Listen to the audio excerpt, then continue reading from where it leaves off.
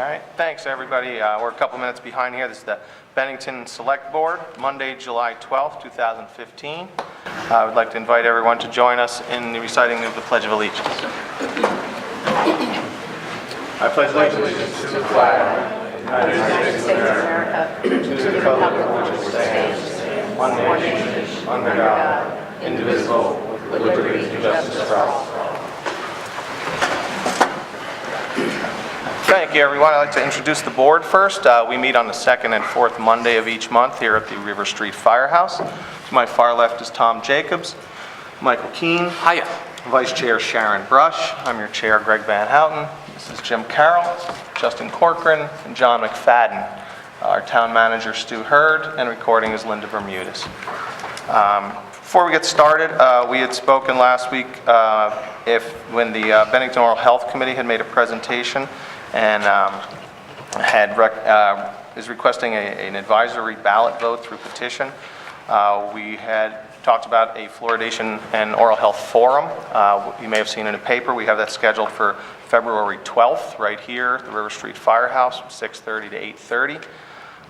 What we're planning on doing is having a presentation to bring people up to date in case someone is just jumping into the conversation, wants to know what's going on. So we'll have a recap, and then we'll have basically a question and answer period with a panel of people that can hopefully answer any questions you might have around the topic, opportunity for people to speak or pose a question. After that, our media sponsors will be covering it, simulcasting it, rebroadcasting it, so the public, if you can't make it to there or don't see it that night, should have a chance to hear it or see it in time for town meeting, to make a decision or do further research or pose questions. One of the things I'm looking at is the possibility of having an opportunity for people to submit a card or an email or something ahead of schedule so that if someone can't make the meeting but has a question to pose, it could get in the mix as well. I know a lot of people like to watch those things but can't necessarily make it. So we're looking at the technical aspects of that and how that would pan out. So again, that's February 12th, which is a Thursday night. It's right before the holidays start, the school breaks and whatnot, Lincoln's birthday specifically, and that is 6:30 to 8:30 right here at the firehouse. Next item on the agenda is the minutes from December 22nd, 2014. I'd submitted some corrections to Linda earlier, which is with some name spellings and whatnot. Anybody else have any corrections on the minutes? No, I'll move with the corrections. I noticed a couple of last name spelling errors too, so that's fine. So Okay. I'll move they be accepted We have with a the motion. corrections. Second. Any discussion? All in favor? That is unanimous. Thank you. Next item on the agenda is citizens. Any citizens have any questions for the board or anything they need to bring forward? Skip the warrants. Oh, I'm sorry, I skipped warrants. Any questions? I checked off warrants instead of minutes. Let's go to warrants first. Any questions on the warrants, Tom? No, I don't. Michael? None. Sharon? No. Jim? Justin? I don't. John?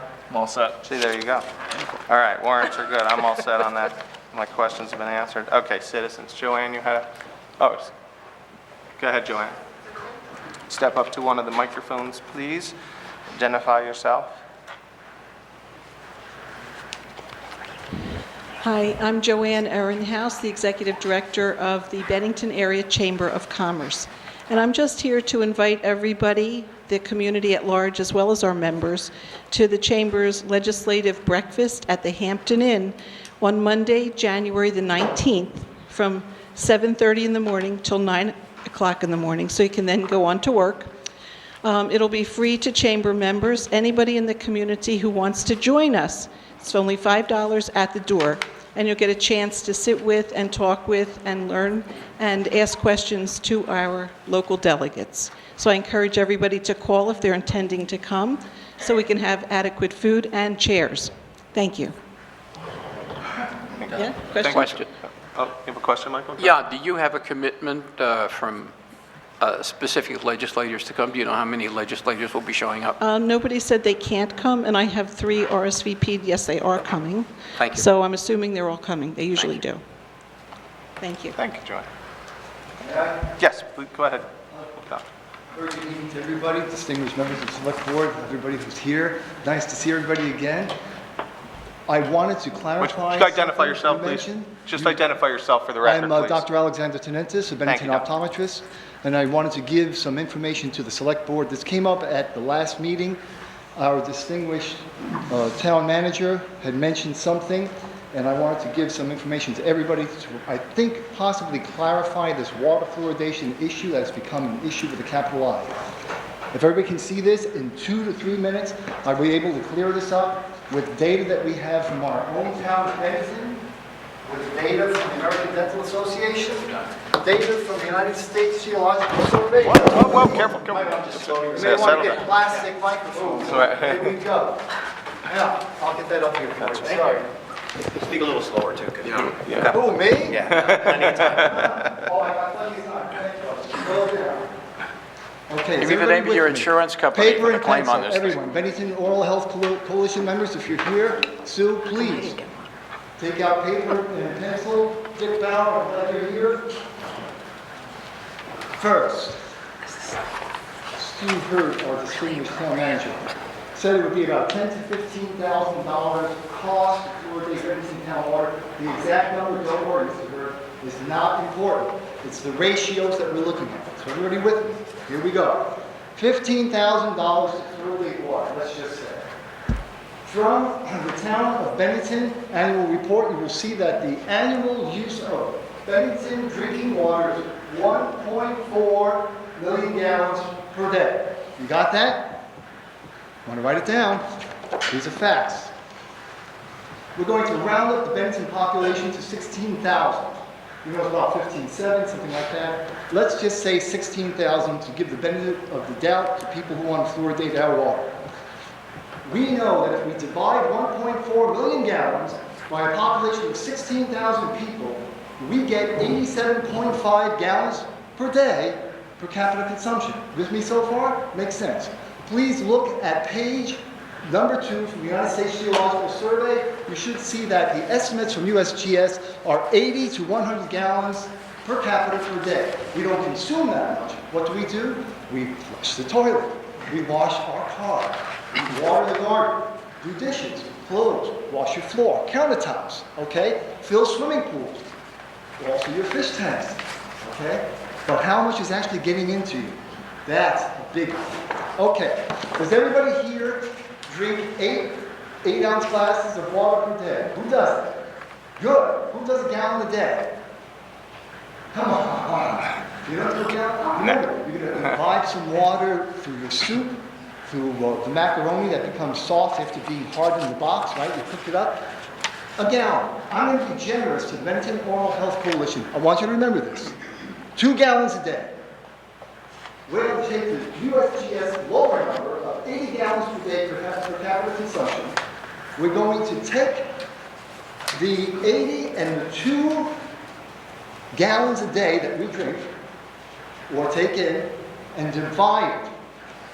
2.5%. 2 gallons is 1/40 of 80 gallons, is it not? Simple math, right? 2.5% of $15,000 is $400 if we round it up. It's actually $375. You're looking at $400 right now that's fluoride going into people. Going into people. Of that $400, how much of that is going to the age group that actually has prescription oral fluoride? When it goes in your mouth, it is prescription oral. Somebody takes the responsibility. Somebody writes that prescription up with their name on it. Now, here's the deal. We know we start with 0.25 milligrams, go to 1.1 milligrams, 1.0 milligrams for 6 months of age to 3 to 2.25. We go from 3 years to 6 years for 0.50, and then from 6 to 16 years is 1 milligram. After 16, you don't have anything that shows what the dose is, to give somebody by mouth, okay? So I hope you're with me on this. Let's be generous and say the average life expectancy of an American is 64 years. I'm really worried in April coming to be gone. Okay, but just say it's 64 years. And let's say, since we know that not 100% of the individuals in the town of Bennington are from 6 months to 16 years of age, because I don't see anybody here tonight in that age group, let's be generous and say it's 1/4 of the population. 1/4 of $400, folks, is $100. We know when you ingest fluoride, you're going to have a rapid assimilation of the ingested fluoride. You're going to have a 90% clearance through your glomerulus in your kidney to pee it out. How much gets excreted? It's mostly through urine, some through sweat, some through feces. But on a hot day, it could be appreciable through sweat, but most always, it's through your kidneys. If it is, let's be generous. I don't have the data here, but I have the data. I forgot to give it to you. If you can tell, I'm out of breath because I ran to get to it. I apologize. Please forgive me for us. But the data is from nal.usda.gov. NAL, the National Agricultural Library, .usda.gov.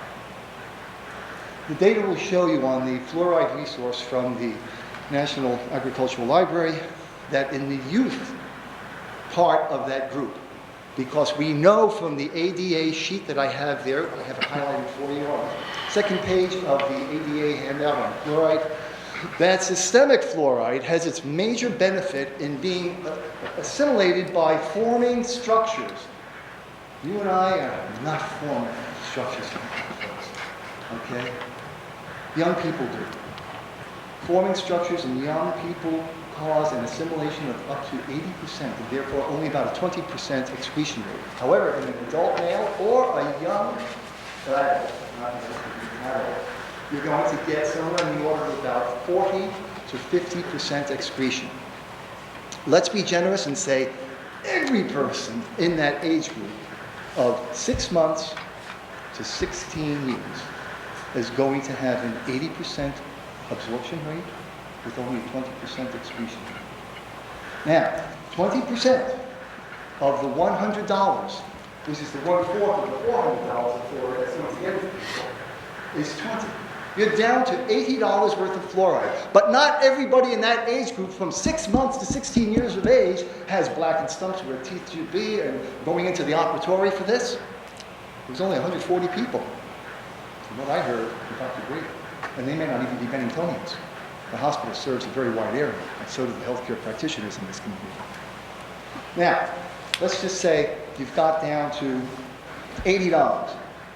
But we're going to be generous to the Bennington Oral Health Coalition and say that 50%, almost reflective of the 2 elementary schools in the town of Bennington that represent 50% of the 4 elementary schools that have the top dental caries rate in the state of Vermont.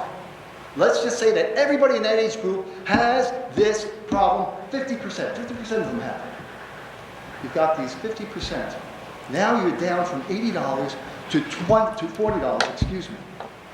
But I'm going to be not as generous now and remind you that I said 2 gallons per day. If you're lucky enough to take a gallon in per day, on average, when you're a 3.5-year-old with that size stomach, man, I got to hand it to you. You're going to be pounding down some grooves when you get to college. But think it through, folks. You're looking at possibly getting maybe $40 of fluoride into the age group that is the target audience, if you want to call it. It sounds weird. So we're talking about ears, we're talking about teeth. But you know what I mean, the target population.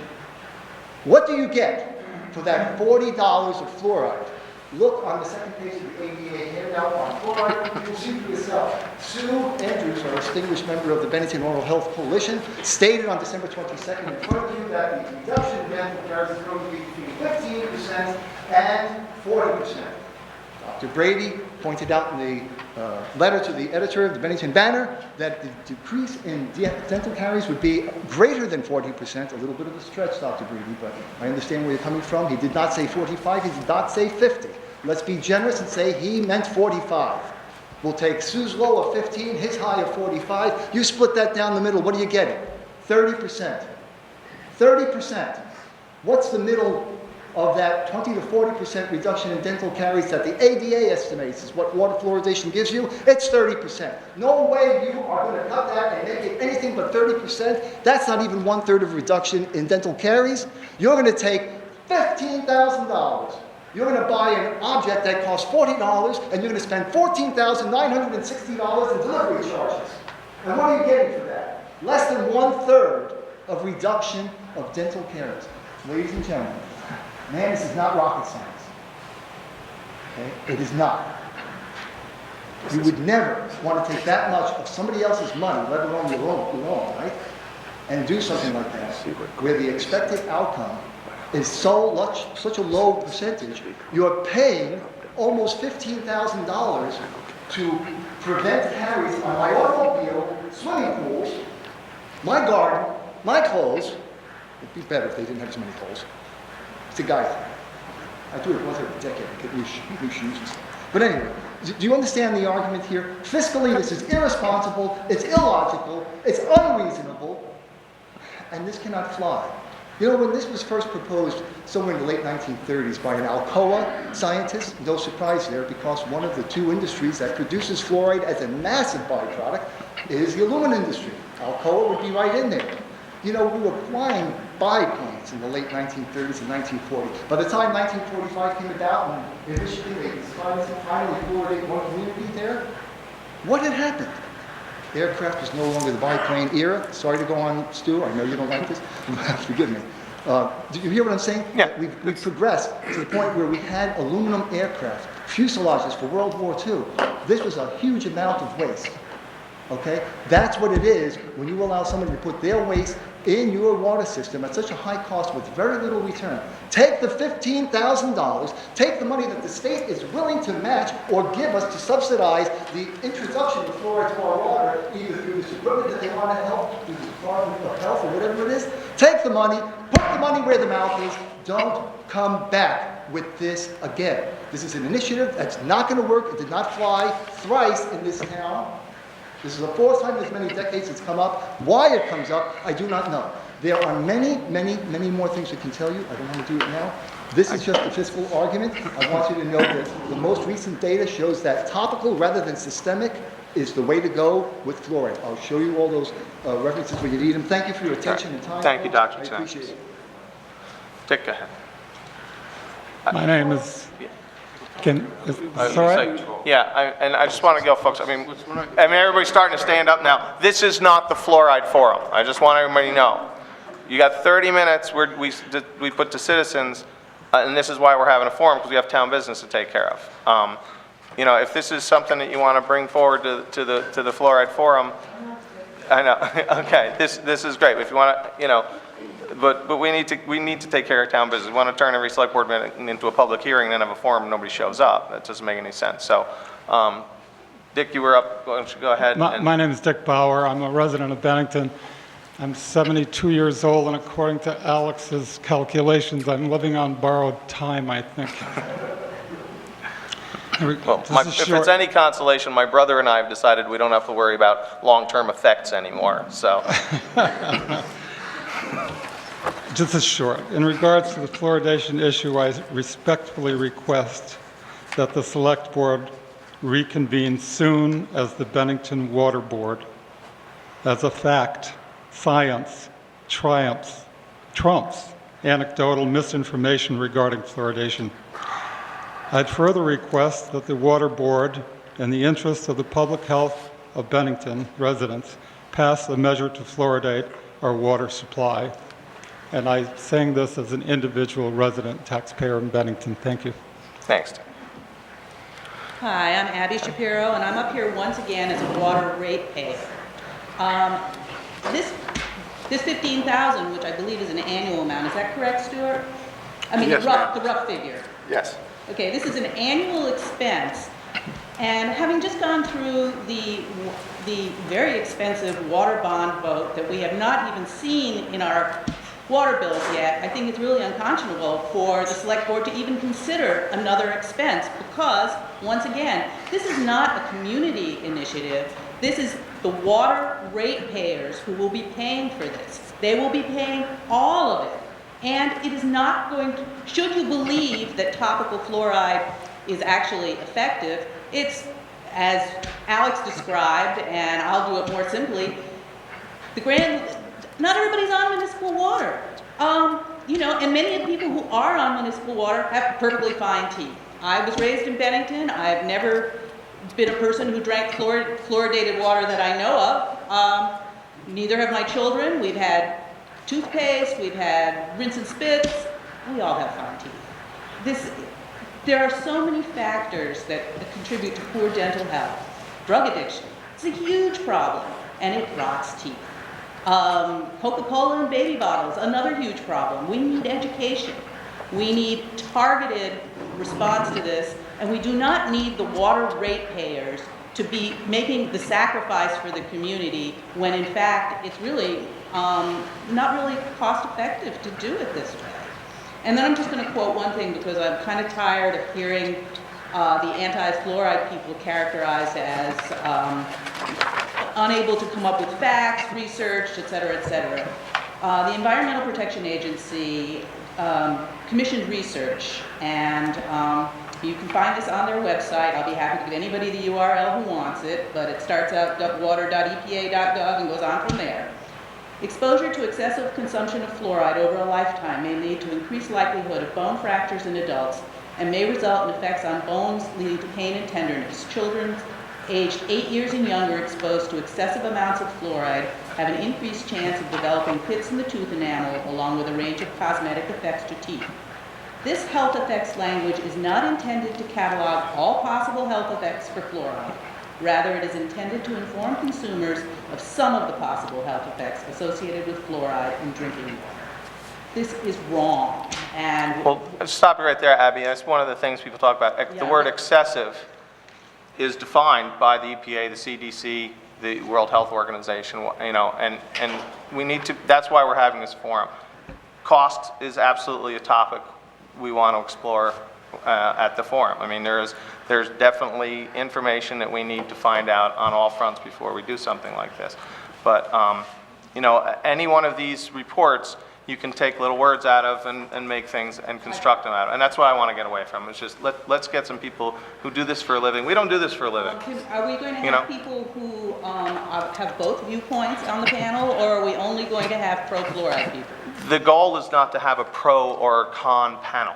The goal is to have a presentation that explains the recommendation and have people in the panel that understand the subject and can answer factual questions and recommendations. Okay, but once again, are we picking local? We are picking the same local people who have recommended this. The panel isn't completely set yet, but there will be some people from outside the community that have experience in the field. There will be people from inside the community as well.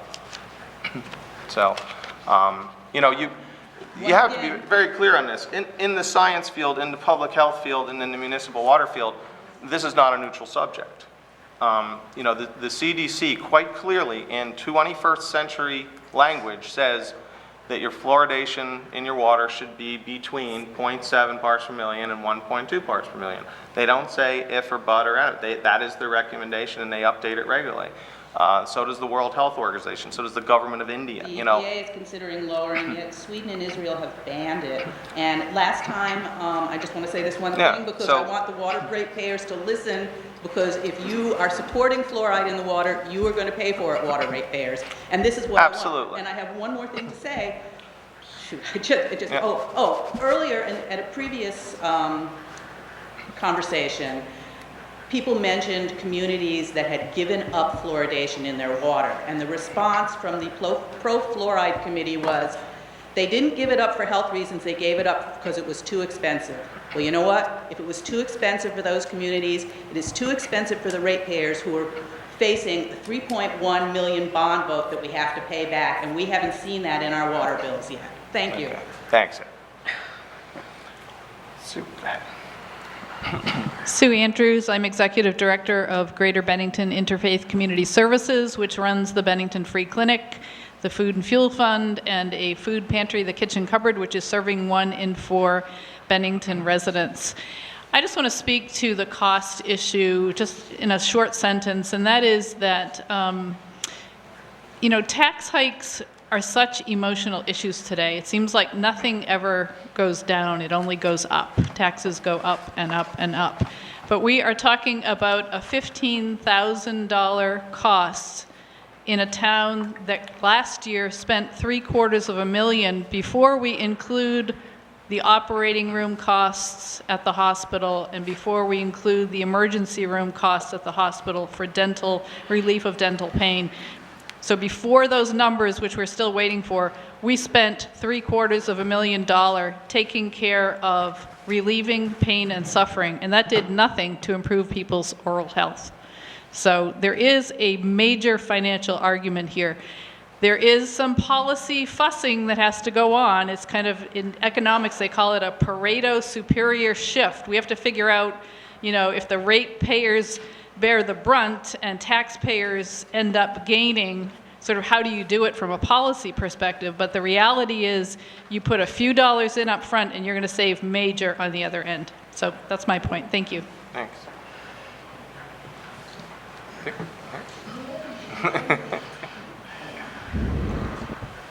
I think I got the wrong microphone, but here I am. I'm Richard Dennis. I'm a doctor in town, and I really support fluoridation of the water system. I can remember when I came to town, I was struck by the poor oral hygiene of our patients, and here we are 40 years later, still with the same dental problems. And I think that the anti-fluoridationists are largely responsible for that. I could not hear all of what Dr. Tenente said, and what I could hear, he said so fast that I couldn't assimilate it. But I think he said a few things that I thought were misstatements. One of those things was that he identified a target in his mathematics. He identified a target population that is supposed to benefit. I think he was talking about kids. He said that that was a small percentage of the population. It's not a debate. Pardon me? Oh, okay. Well, if the truth be told, fluoride helps all of the population, not just kids. It helps adults as well. This is the 70th anniversary of fluoridation of water nationwide. In January, 70 years ago, it started in Michigan. In that period of time, if fluoride were unsafe, would you not think that somebody would have discovered something bad about it besides fluorosis? 200 million people in the United States drink fluoridated water. Wouldn't you think that in 200 million people there would be a number of them who, if there were a number of them who were sick from fluoride, wouldn't you think we would know about it? Does a rational person think that there's a big conspiracy from the Centers for Disease Control to poison our population? Thank you. Thank you, Doctor.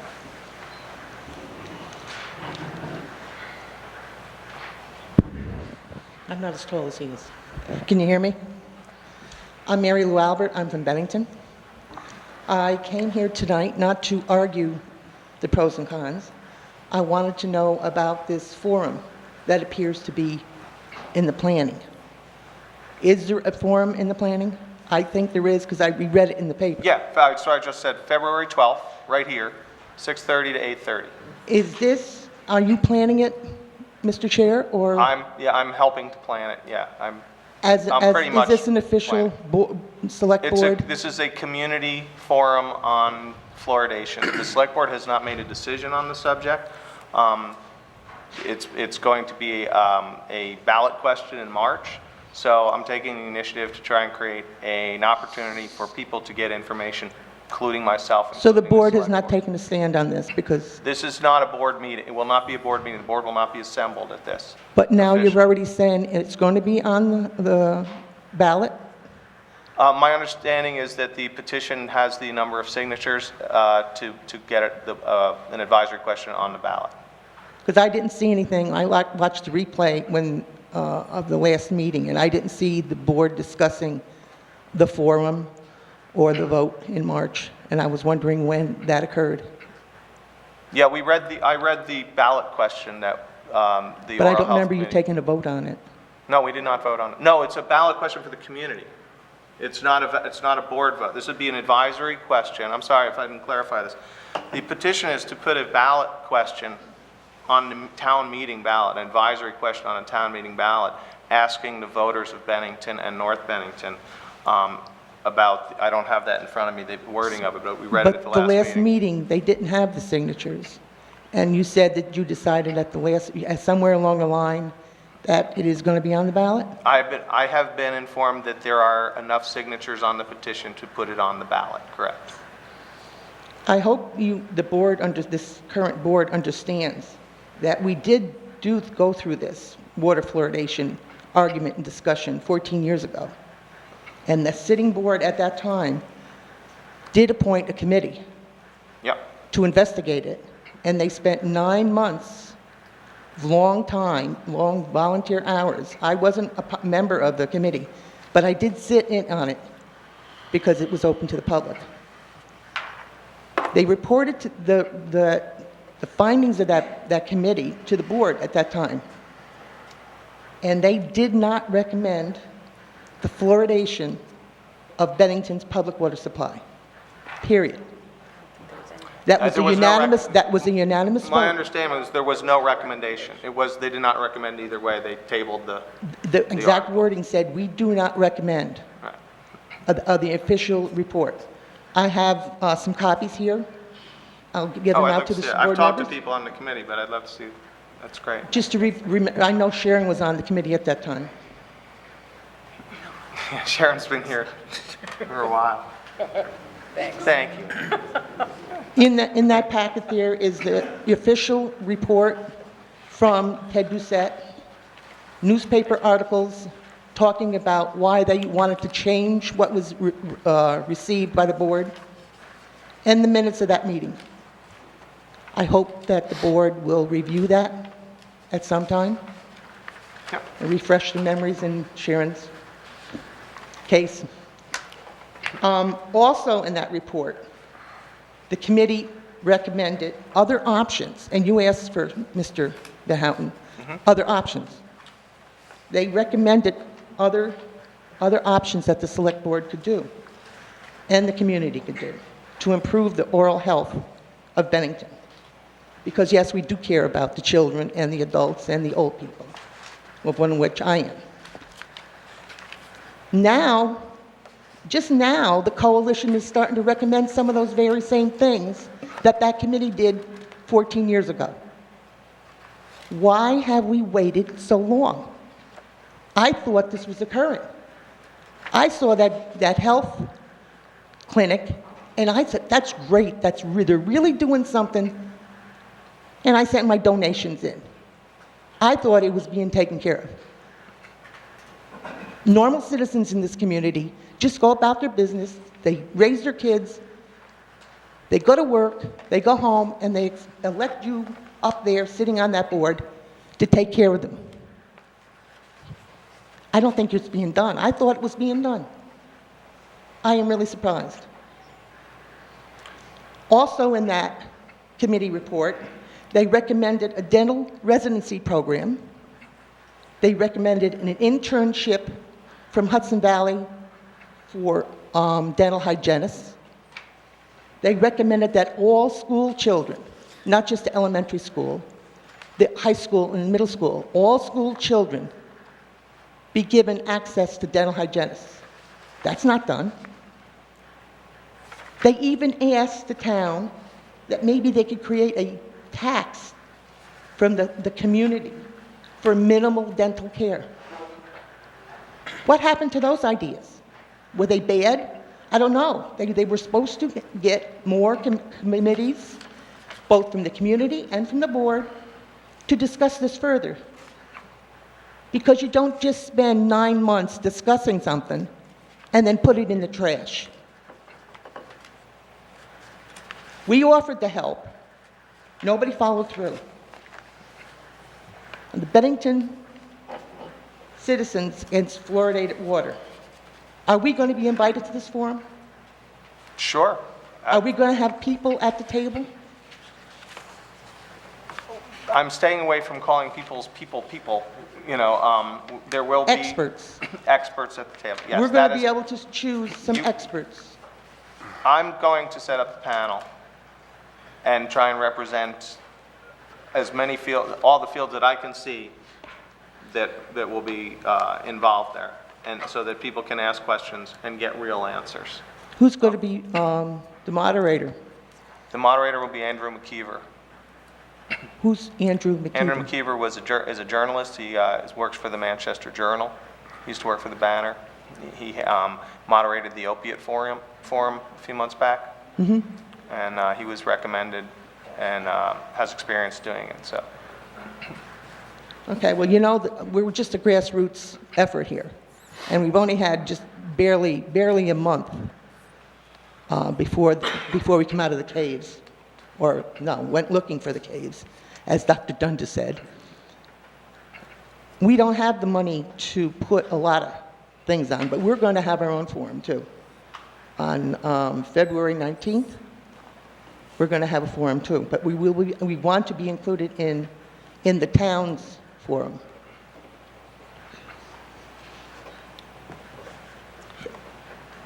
As I said, we don't have a lot of money. The ADA on December 8th, which I thought was a coincidence, that was the meeting that they first come out and asked the town to look at this. The ADA has paid $500,000 for Facebook and for Twitter. Now that's the ADA. It's beautiful, beautiful Facebook. But we don't have $500,000. If we had $500,000, we could do a lot for the dental health in this community. And the ADA, I think, would be better served the health of the community and the people in the United States of America if they put some money into that and not into paying for stupid Facebook. Thank you very much. thank you, Mary. All right, thanks, folks. Again, February 12th, 6:30, 8:30, right here in the firehouse, 3rd floor. And it will be simulcast WBTN, Cat TV. Banner will also be covering it. Our next item is... Can I just Oh, make I'm an sorry. announcement? Just two general comments that I wanted people to be aware of. The select board email address was down, I think, go for ahead. approximately 2 weeks or so, so we're going back through and making sure we didn't lose any emails, but if anyone in the public feels that their email wasn't received, I just wanted to give them an opportunity to encourage them to resend it to selectboard@benningtonvt.org, and we'll make sure that it gets to the right people. The only other comment I have is tomorrow night from 6 to 8 p.m. in this room here at the firehouse, the Vermont Department of Housing and Community Development will be holding a public meeting to discuss the state's 5-year funding plan for HUD funding. So just wanted to make sure the public was aware. 4 to 6, I'm sorry, 4 to 6. Mike, what was the time period that the select board email was down? Do you recall? I don't know for sure. I think it was approximately 2 weeks. So we have Beginning logged when, back. ending when? Beginning probably we found out last Wednesday that the forwarding addresses that it forwards to each one of you had been deleted from a glitch in the system. So, yeah, if anybody sent us an email and did not get a response, assume that got caught in that glitch, and please resend it to us at selectboard@benningtonvt.org. Yeah. And again, the Mike. forum 4 to 6 tomorrow evening here at the firehouse. Thank you. All right, and you're not going anywhere. Yeah, we're going to move on to the Bennington Economic Development Partners presentation, so. Another citizen. Oh, so we're closing down the citizens, and you want to make it quick? Yeah, please identify yourself. Thank you. I'm Stephen Smith. I live in Bennington. I'm a senior citizen. I hear talk about the senior citizen bus going away from the senior center. You guys must have made a decision to do that, right? Actually, we'll be discussing the senior center's budget on Saturday morning in our budget discussions, and that is one of the topics, is how there's, I don't want to quote it because I haven't seen the entire presentation yet, but discussions of costs of the buses utilizing Green Mountain Community Network for some trips rather than our staff from our senior center. We've had issues with the senior center being properly staffed because of people taking the buses, groups on buses. So we want to try and keep the staffing intact as well as optimize these trips. Right. Well, I think to take a bus away at this point would be premature, so that meeting's this Saturday? Saturday, we have our budget meeting at 8 o'clock over at the town hall meeting room. From 8 to 11 is the budget meeting. Okay. Great. So, What time is this? What? Particular issue on the agenda, so this gentleman. Stu, I'm sorry, go ahead. There is absolutely no intent on taking the senior center bus away. That's not on the table. It's not in my proposal, in the proposed budget. It's a rumor that has been circulating at the center. I've talked to a number of senior citizens who have expressed a concern. Our goal is not to take the bus away. Our goal is to use Green Mountain Community Network for some of the trips so that we preserve the bus, which is now 10 years old. It's a 15-passenger vehicle, and that's the goal. We're not going to take the bus away. But they'll talk about that at the budget meeting, right? Yeah, we don't want to buy another bus, basically, right now. It's Well, I think safe to say. So At the budget meeting, you'll be able to present why it's old? I mean, what's wrong with it?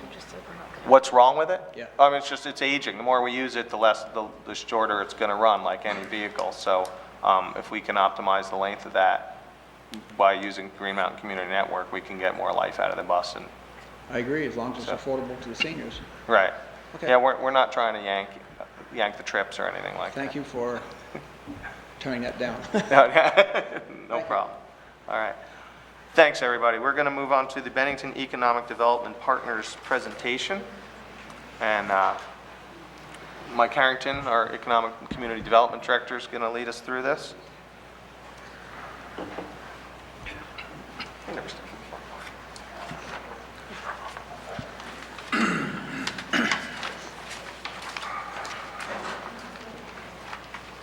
Just letting the room clear out. Yeah.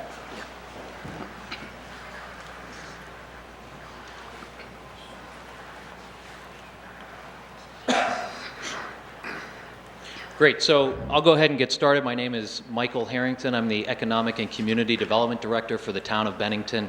For those who don't know, and just to reiterate, there is a group of community individuals from a number of different organizations. They meet on a monthly basis, and they go by the name of the Bennington Economic Development Partners.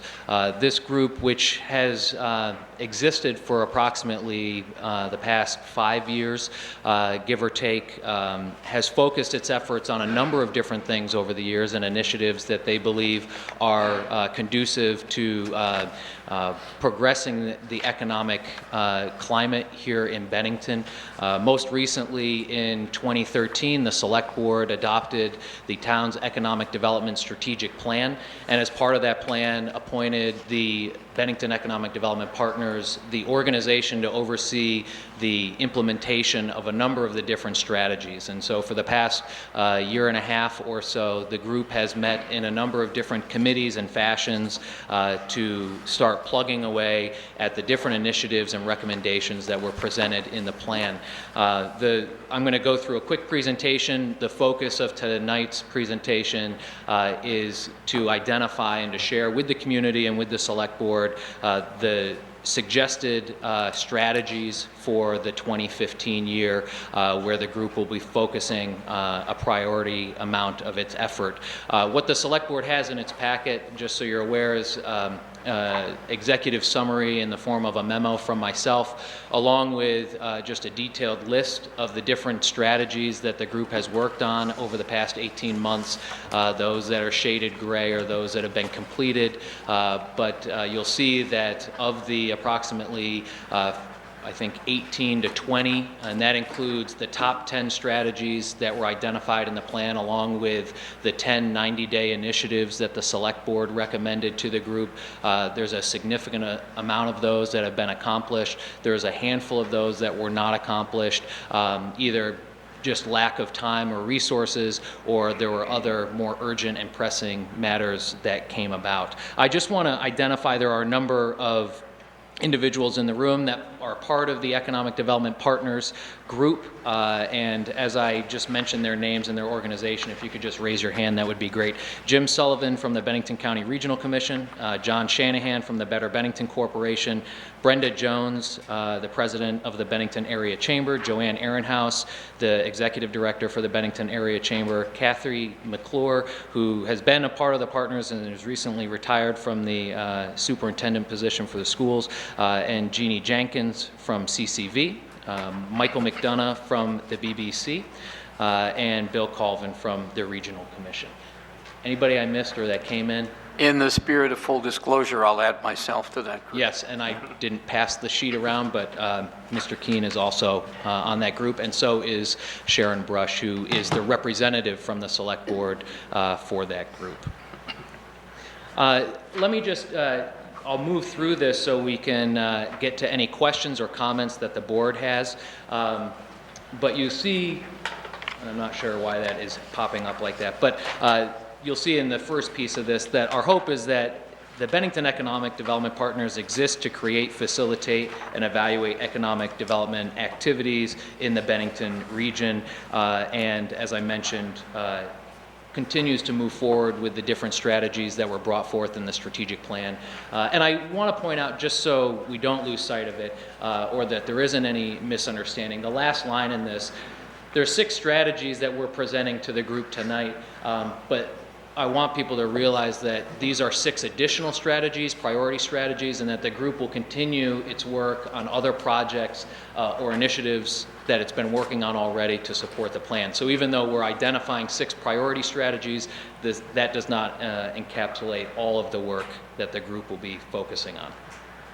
There's 4 direct committees that the group has, and that these were recently identified as they felt that these better aligned with the Economic Development Strategic Plan. So we have workforce and education, recruitment, retention, and expansion, and that also includes property development and redevelopment, transportation and other infrastructure, and culture, recreation, and entertainment.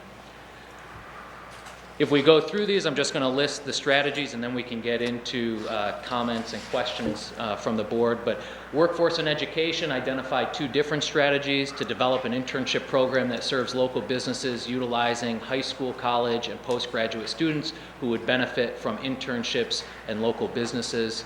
And again, we continually see that workforce and the education to prepare that workforce is a critical piece to economic development. And develop a seamless career exploration continuum for students in grades K through 16 that supports economic development in the Bennington area. Recruitment, retention, and expansion. Develop and implement a comprehensive engagement strategy that identifies prospects and utilizes a pipeline process to track contact status, level of interest, and next steps. The focus, as you may find that to be somewhat vague outside of context, is about how do we grow businesses that are currently here, but also how do we identify potential new businesses for the area, and what is the process we go through to attract and grow and retain those businesses in the area. Establish a downtown commercial and residential improvement program to foster the improvement of vacant and underutilized downtown space, and that again goes back to building and space vacancy. Transportation and other infrastructure has an interest in focusing their energies on establishing a direct bus or shuttle link between Bennington and the Amtrak passenger rail station in Rensselaer. Culture, recreation, and entertainment is the completion of the phase 1 of the Ninja Pathway project and the publication of digital and print maps marking cultural, recreational, entertainment assets for recruitment and tourism. And I've asked representatives from each one of these committees to be here tonight, so if you have questions, we can ask direct participants on the committee. You also have in your packet the work plans for each one of these committees, so if you have specific questions, we can answer those. That really breaks down the 4 committees we have. and the work that they've been focusing on. And this is simply to illustrate, we're looking at a year-long cycle that would include both the strategy implementation, but also the funding and fiscal cycle starting in January of 2015 this year, and looking at a semi-annual report to the Select Board at the minimum, and then again continuing our reprioritization again in September for what the next year will bring in terms of our focus, and then presenting in December to the Select Board, much as we're doing tonight. And the conversation for the steering committee of the Bennington Economic Development Partners met today, and the conversation was around also other ways of improving communication, both to the Select Board, but even the general public, and how best we can accomplish those on a more regular basis, so people are aware of the focus of the group, but also the progress of the work that's been happening. And in conclusion, there were two pieces that I just wanted to point out. One is that this group, and many people don't know this, but has been recognized across the state for the level of collaboration of different organizations, individuals, and businesses that are represented on the group. And every conversation I've had with people at the state level, but also different organizations, is always astounded by the level of continued participation.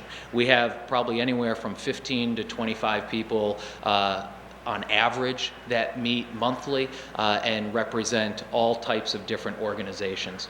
The other piece of this, which we've talked a little bit about and will continue to talk about, is as we begin to implement initiatives, concepts can only go so far, and then we have to start talking about funding as a way to implement and spur economic development. And so we'll continue that conversation about how we identify funding sources and the best use of those funding sources, and hopefully use those funding opportunities to leverage other opportunities, both statewide and across the country and nationally.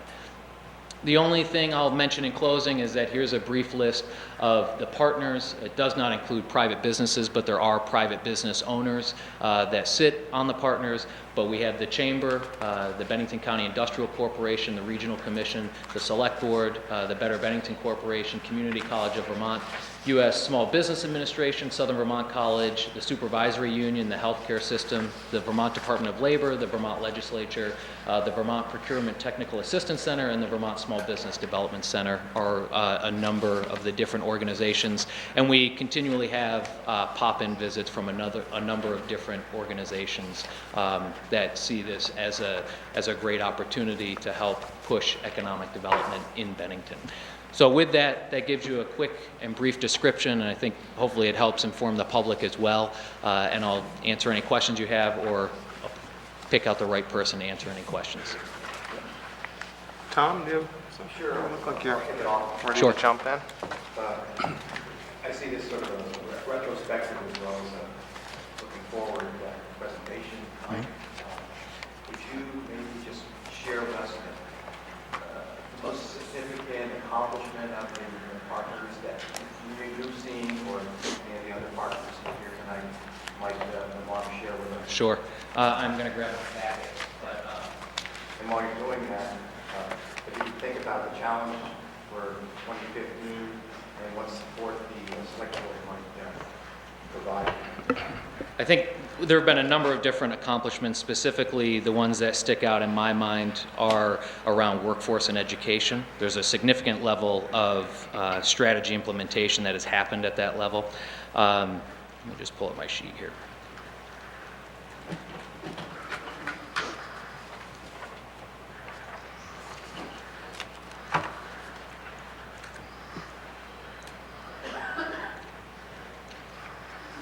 Mike, while you're digging, I'll just jump in. I was saving this for this. As many of you know, we have a Cultural Bennington Planning Committee that came out of the VCRD meetings. It's been meeting regularly. And one of the things is working on establishing a cultural component to the town plan. The latest thing is we're going to try and put together a spring schedule launch. We haven't come up with a good name for it yet, but it's basically the arts and cultural launch for the 2015 summer season and beyond, so for around Bennington.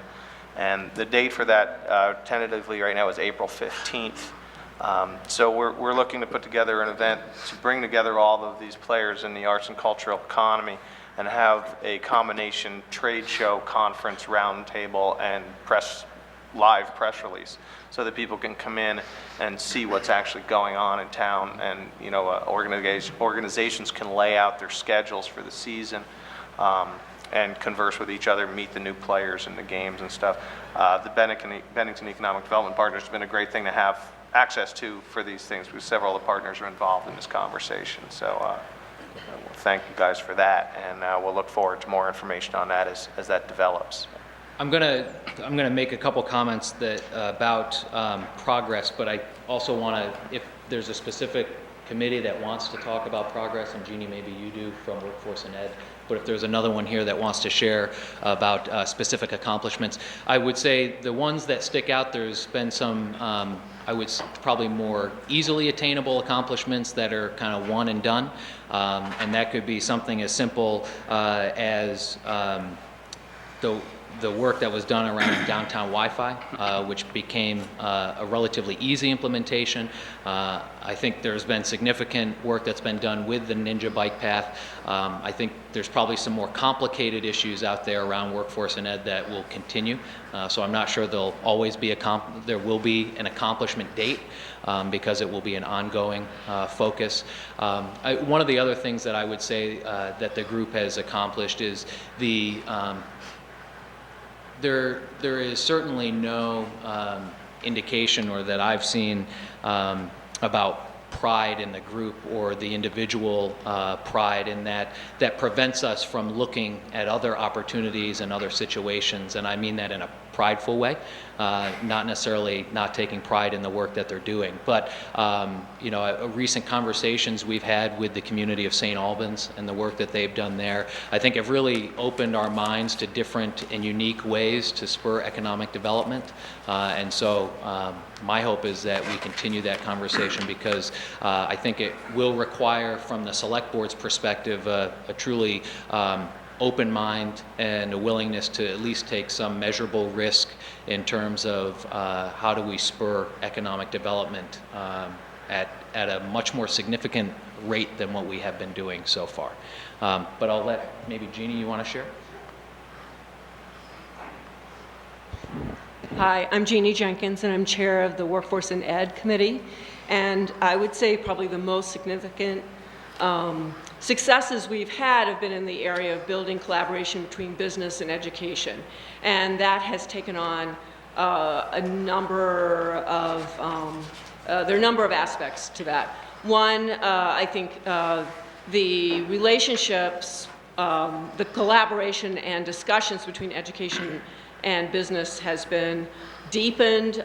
It's come out in Career Week, which is the first week in April, when there are a number of events that connect education and business, including a significant number of business individuals going into the high school and talking about career pathways and the educational requirements for particular positions. Things like the South Shore Challenge, which is in its second year, which connects education and business in creating a challenge and then working together to solve it.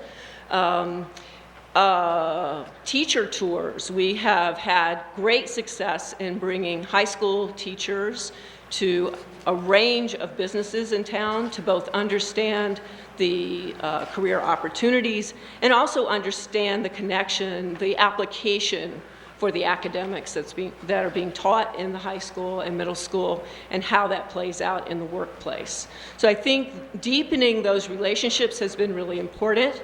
I think also we've been looking at the continuum of career exploration that we provide to students K through 16, and looking at what we have, how to connect it better, and also looking at gaps.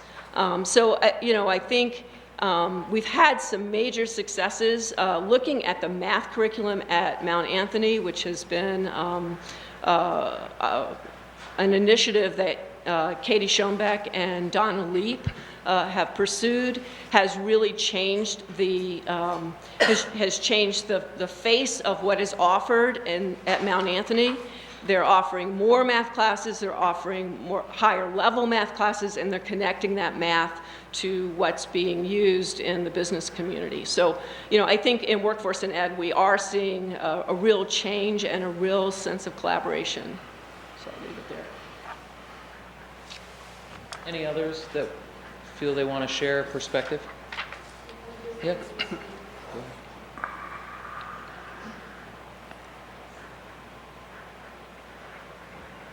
Hi, Joanne Ehrenhaus again, and I'm co-chair with Catherine McClure on culture, entertainment, and recreation.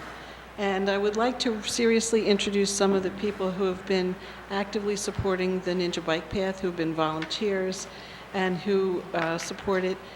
Some of them are here tonight. Can I just ask anybody on the Ninja Bike Committee or a volunteer, would you like to raise your hand? There you go. There's some of them. There's others that maybe are holding back, but they're steadfast and they have stuck it out through active times and more recently when we had to disengage for a little while. But we're back in action. And I would like to ask Bruce Lehrman, would you like to step up and say a few words about the Ninja Bike Path? Would you care to? He's very knowledgeable.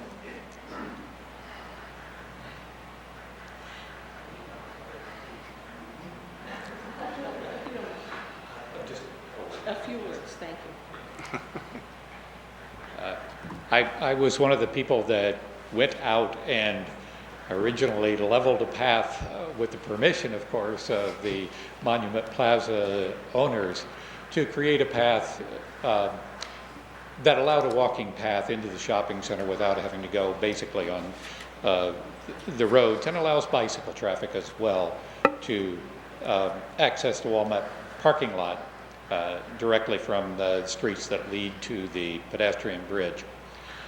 We did that basically, once we had the right-of-way, there was no problem getting people who were willing to put their equipment and their effort, and people who are willing to give us materials to do the effort.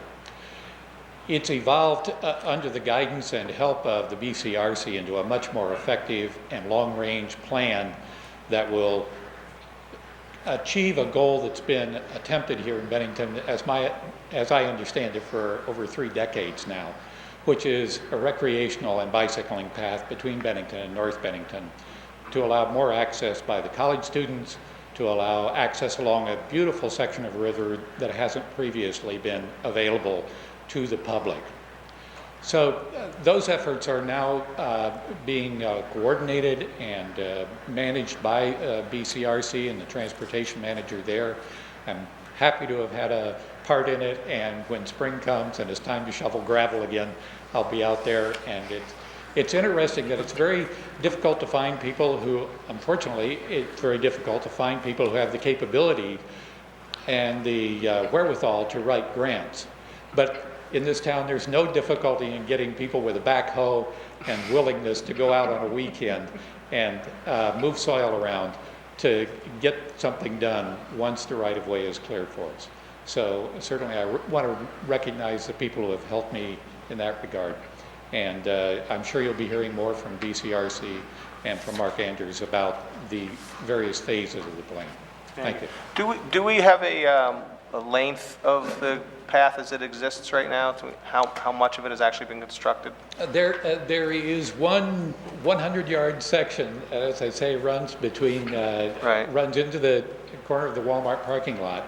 Another, I believe, about a quarter mile has been cleared. But because we are in need of materials to actually put down the surface, there's little other work that's been done on that. But that's what exists right now of the path. Thank you. Yeah.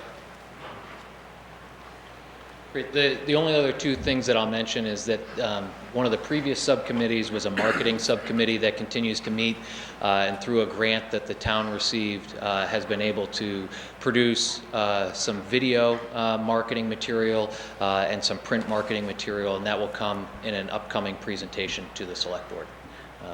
And so you'll see a brochure, a video, and a recruitment packet. And then the only other piece that I wanted to add is that each one of these organizations has a number of initiatives that in and of it themselves are putting forward, and so being able to get them around the table to communicate what's going on and to provide support, I think continues to be our greatest advantage. Other questions? Mike, I think one of the things that I've seen is that there's a lot more traffic between Bennington and Montpelier among the members of the group of the Bennington Economic Development Partners, and that is all to the good. We're not strangers up there, and even our legislators, Senator Sears, new Senator Brian Campion, Bill Botsow, for example, very often come back with comments about how often they see us up there and how often other people see us up there trying to get things done for Bennington. And if you look at that group, I mean, I just want to read it off in a different way. BACC, BCIC, BCRC, Select Board, BBC, CCV, SVC, SVSU.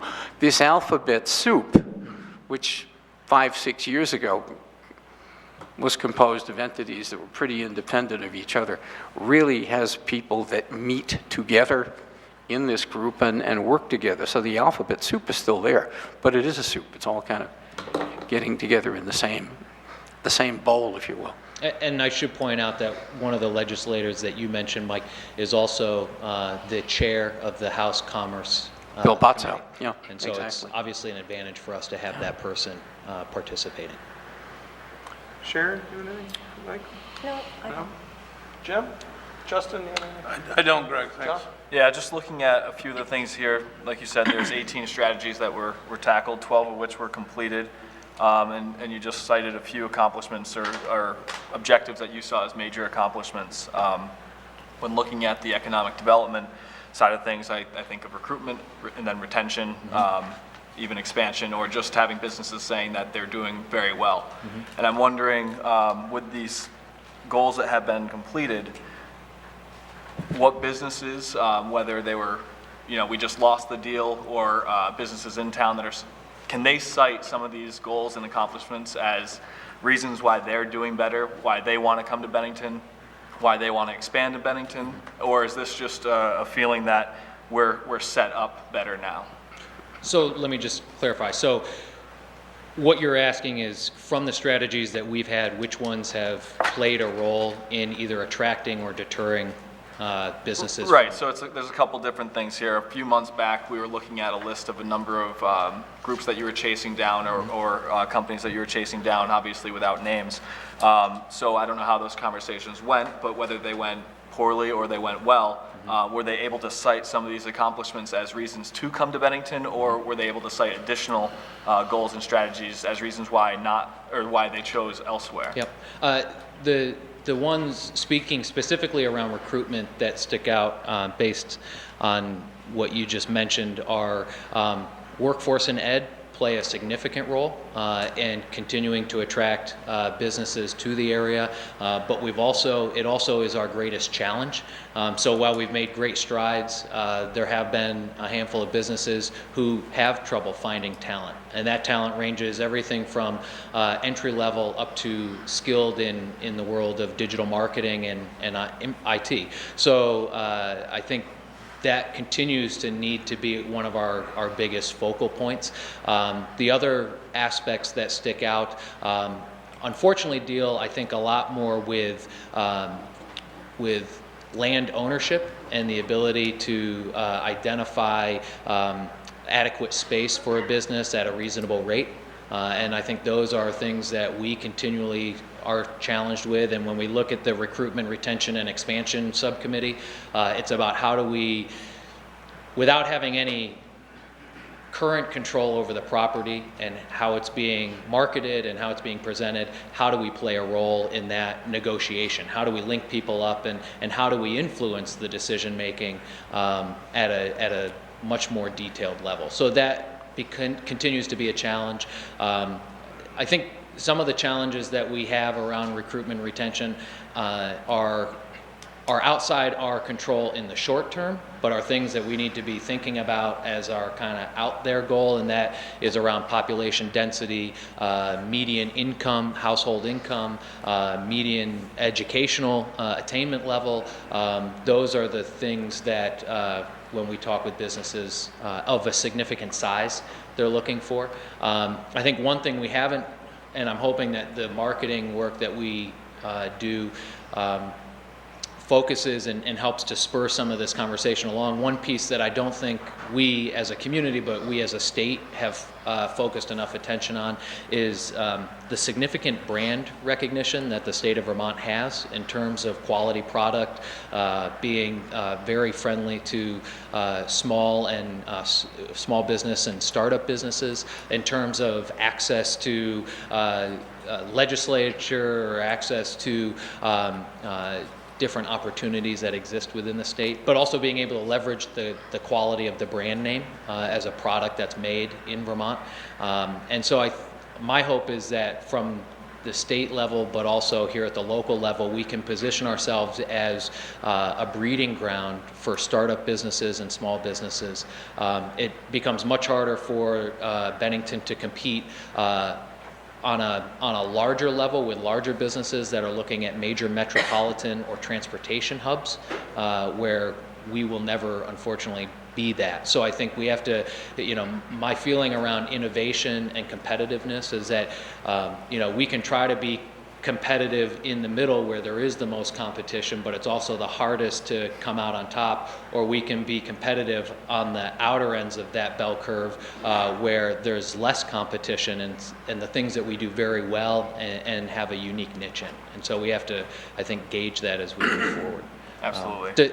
Does that answer your question? Or? I think for the most part, where I was going with that was I see these as accomplishments as well, and sometimes it's easy to read on the paper, and things will look good, but it's hard to have some substance behind it. When it comes to recruitment or expansion, if you're lucky, you're looking at an 18-month to 2-year development after putting some of these goals in place. So that's not really where we're going to see it, and I think it was, where was it, SA4, which was surveying the existing community and employers. I mean, you hit the nail on the head with the workforce training. I've heard that time and time again across Bennington, that it's just not there. So you had mentioned a 6-month review period or shorter if we're looking for it. I guess with that, what I'd like to see is where everybody feels we're starting now and whether or not their business is doing better because of certain accomplishments. Like I said, I read this and I see a lot of good work that's being done, but at the end of the day, I'm not the one running a business in town. So I'd like to hear from them and understand that we are being successful, especially if we're going to be putting money into some of these strategies. Maybe we're heading in the wrong direction just because we think it's worthy of a financial boost, but it just isn't for the community at large or the industrial organizations as well. So that's where I was going with this. When it comes to the quarterly or semi-annual reviews, I want to hear from the people that are hiring. Two pieces to that. I will agree, and I'll make sure we make note of that moving forward. I think this is in your original question, something that I think is important for people to recognize too, is that many times we may not be at the negotiation table because we don't necessarily have a concrete stake in the development that's happening, but also I think we lose track sometimes of the fact that when we talk about recruitment and retention, it is about that economic development climate or ecosystem that exists. So how are we looking at some of those ancillary factors like education, transportation, infrastructure? Because at the end of the day, we can certainly go after a particular business or industry, but at the end of the day, they have to find Bennington desirable or at least some advantage to doing business in Bennington. And so we also need to make sure that development ecosystem exists to support them and that we're a desirable community to do business in. And along those same lines, I would agree that I think if we reach out to these different employers, we'll certainly get a better understanding, as we might with a stakeholder or customer survey, in terms of the fact that We are their customer and they are our customer and client, and we want to make sure that they're satisfied with being where they are. I will say that some of the comments that the town manager and I have had with different businesses have been all positive. I think where we run a risk are businesses that don't have local ties to the community. And so in my interviews with different businesses, and I've heard this from the BBC and the Chamber as well, and BCIC, that many times the reason a business picks Bennington or someone chooses Bennington to start a business, it's usually some intrinsic aspect. They are from here, they love the area, they love the state, their family was here. They're all things that aren't necessarily business focused, but they're what cause them to come back to the area. I think it's when we lose that personal touch with a business at a corporate level that we lack, and so we need to figure out how to bridge that gap.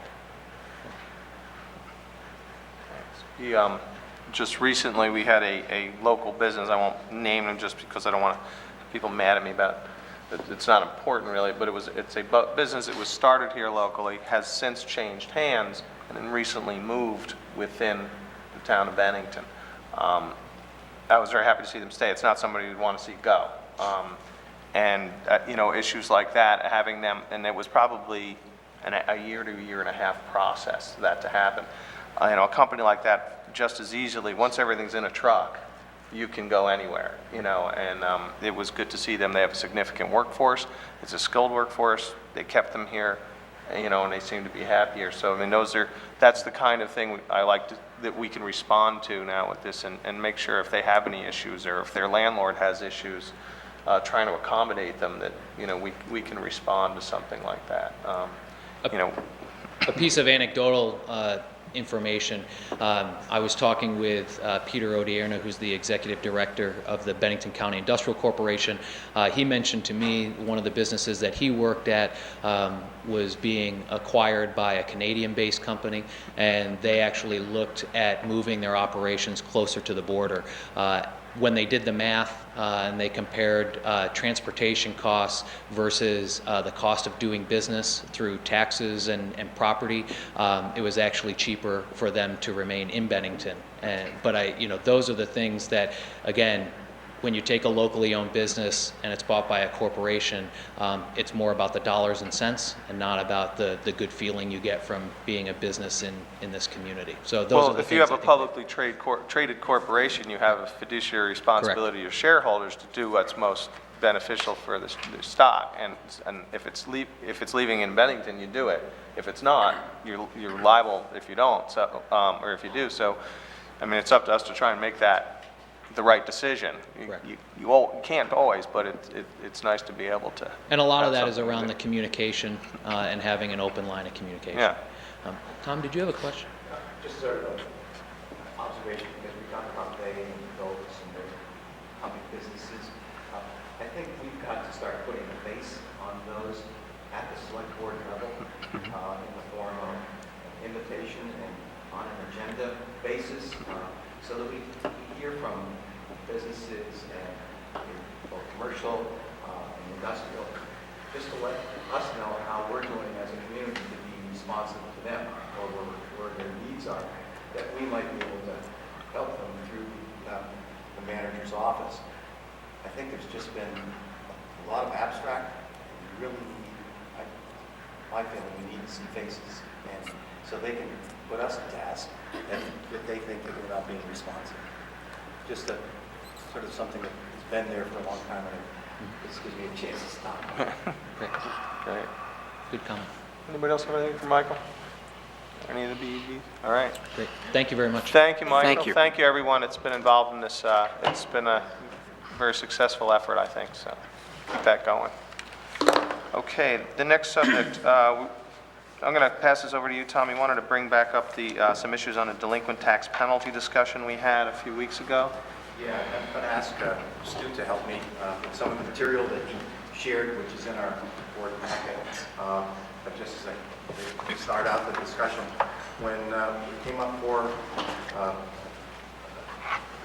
discussion a couple of weeks ago, I felt that the penalty day after the taxes due at 8% seemed to be onerous and unfortunate for that taxpayer that didn't get their tax bill paid on time.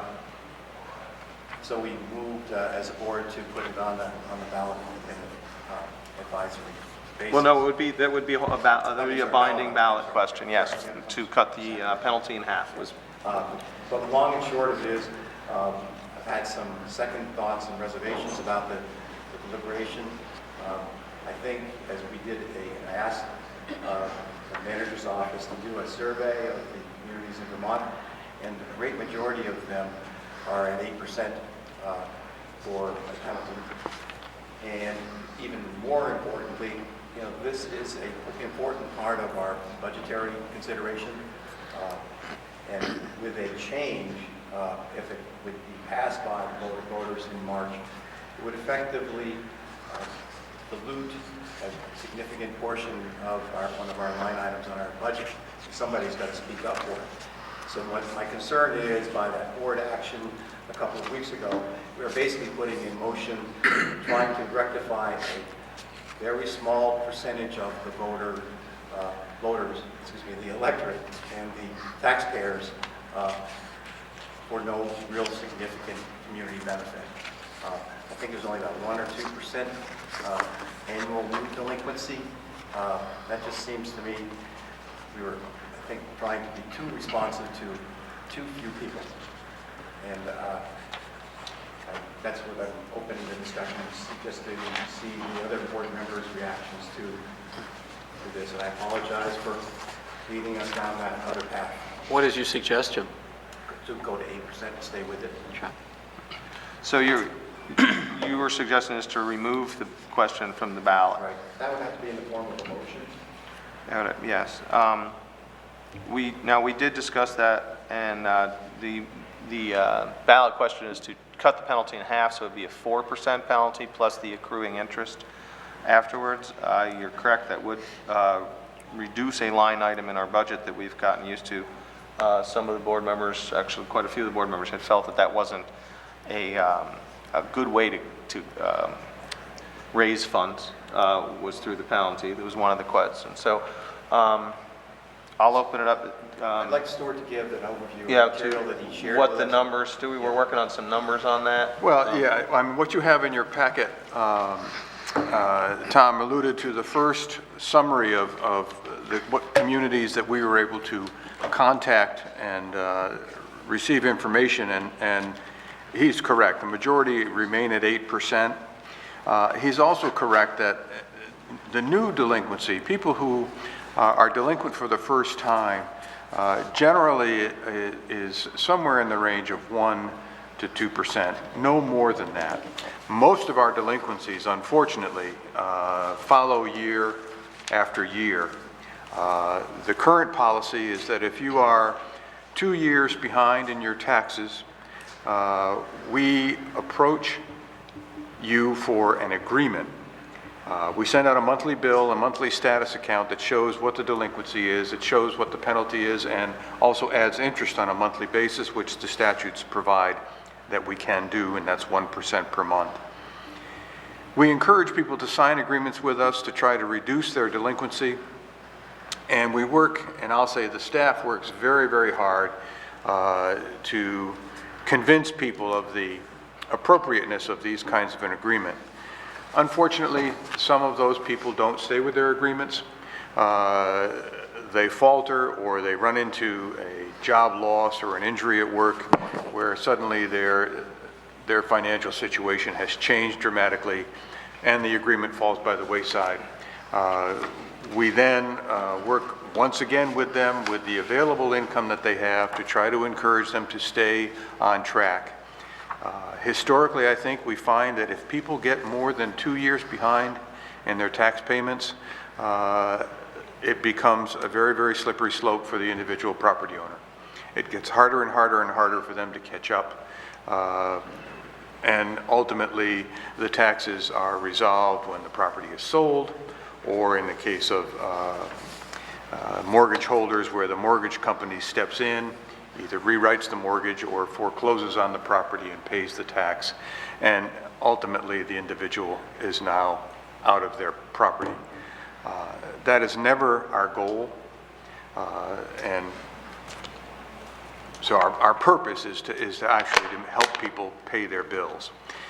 What else you have here are just to indicate, on November 18th, 19th, and 20th, the town collected in delinquent payments over that 3-day period in excess of $100,000 from a number of taxpayers who missed the deadline for a reason. I'm not even going to guess at the number and various reasons that people do. But the monies come in very quickly. We generally start out at around 6% delinquency, and that's held true for my 22 years in office. We have not seen that number increase dramatically, and it generally drops to around 4% delinquency after an initial period of 6 to 8 months.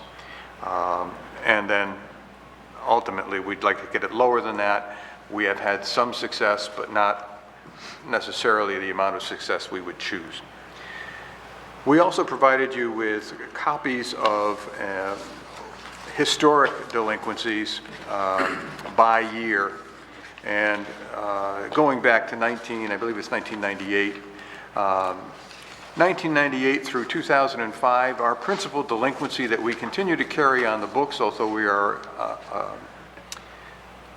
accommodating it in our balance sheet as a delinquency, as a bad debt. It arises from the Jard property. The Jard property closed, and taxes have not been paid in all of that time. It is now on the national priority list, which is the Superfund list. EPA will be moving into the site probably next spring and beyond to conduct a massive cleanup of the site. Principally, the contaminants, PCBs, have found their way into the groundwater table. And so EPA will be moving at its cost to clean the site more effectively than it has been cleaned in the past.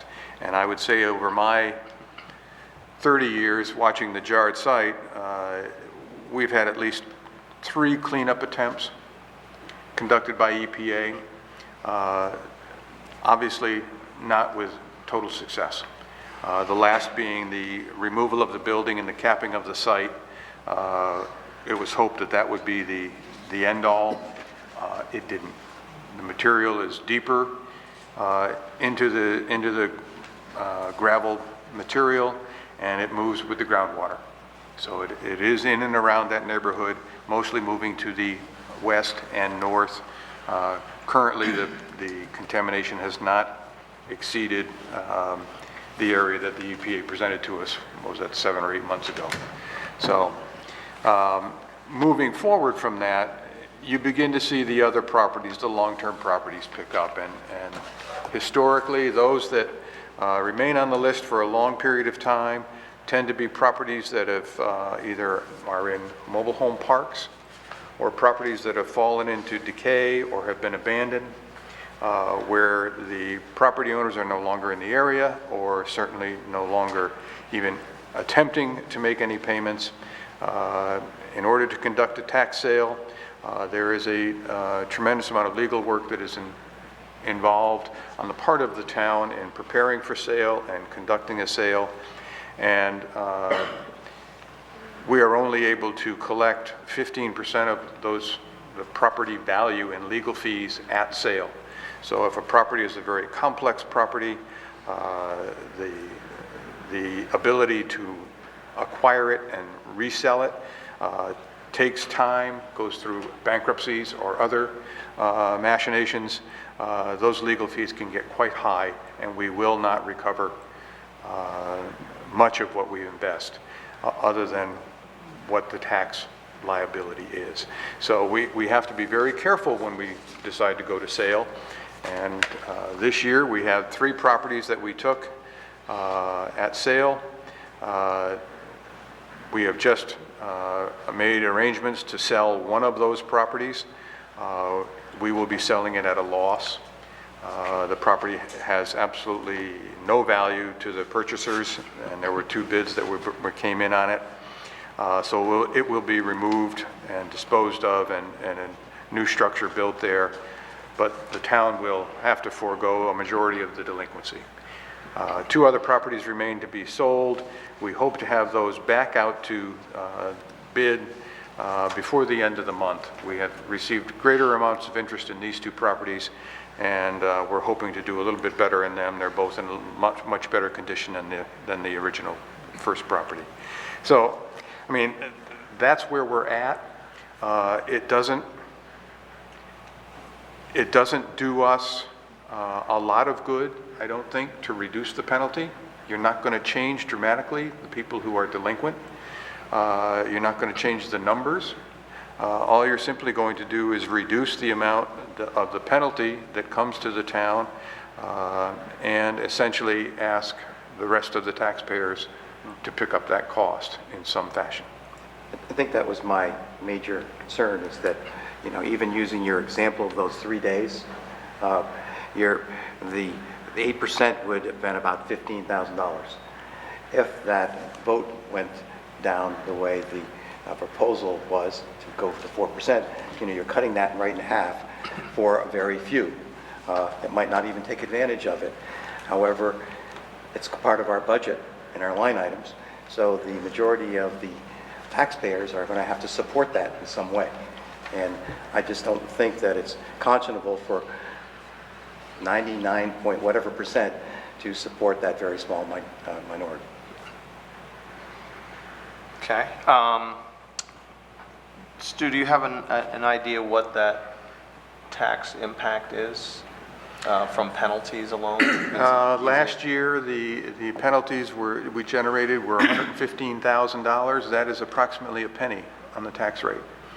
So when we talk about cutting that in half, we're actually going to be asking either for serious budget cuts, cut a half a cent off the tax rate, or we're going to ask the taxpayers to pick up that additional half penny on their taxes. Right. So, Tom, I thank you for bringing this back up, because I was definitely against it before. I think it is a anti-taxpayer push that we have going on here, and I'm glad that we're stepping up and trying to make things right here. I couldn't argue with listening to the community if that's what we wanted to do, but I'm glad that we're bringing this back to the table. well, I mean, it should be clear that there's a cost to that. I mean, if people vote in favor of changing it, there would definitely be a cost on their tax bill. That small percentage of people tends to change from year to year. You know, my experience has been it's somebody different a lot of times coming to us and saying, you know, something happened, I couldn't get there. I got hit with an 8% tax for 24 hours. I don't think that's fair. I think that's where the conversation starts. I certainly am sympathetic to that. I don't do that to my customers, yet we do it to our customers. So there's a philosophical question, there's an economic question. So I think we would, to do something different, we would need a motion to remove that ballot article. Is that correct, Stuart? That's correct. In a second, and we can go into I think, discussion. doesn't Tom have to make the motion, though? Not anymore, I don't think. No, I'd have to make it at the would have following to- meeting. or yeah. that meeting. Oh, okay. At So this it's really- point, it's settled business, so And we would I have to- welcome it, I'd rather second it, but, Okay. If you want to make the motion, okay. I would make the motion that we go to an 8% penalty, and that's going to be, is that I think the default? motion would be to remove the ballot article. Does that default to the 8%, Stuart? I'm sorry? If it's removed from the ballot, it automatically defaults to the 8%? It stays at 8%. Right, Yeah. it's a, Okay, Yeah, that's what I meant. there'd be no Default. change. we need a citizen ballot to change it. Okay. I move that be removed from the March ballot. I'll second that. We have a second. Okay, any discussion? The only piece of discussion I would have, I think, and we can do this at the budget meeting on Saturday. I think we are in a little bit of a dangerous position where we count on that as a revenue stream year in and year out, because of the flexibility of what it could potentially change to. You know, whether or not we look at creating a reserve account for money like that we can dip into after a certain period of time, but I think to have it offsetting the budget as a revenue stream on a guaranteed yearly basis I tend to agree with could that. be dangerous. I tend to We haven't agree. had a problem with it, but I think it could be. You're almost counting it twice, because you're saying you're going to get the taxes, and then you're saying, and we're going to get money for not getting taxes. Right, So, right. And, you know, you're talking about people who, when that money comes in, have paid their taxes, but then are paying a penalty and interest on top of that.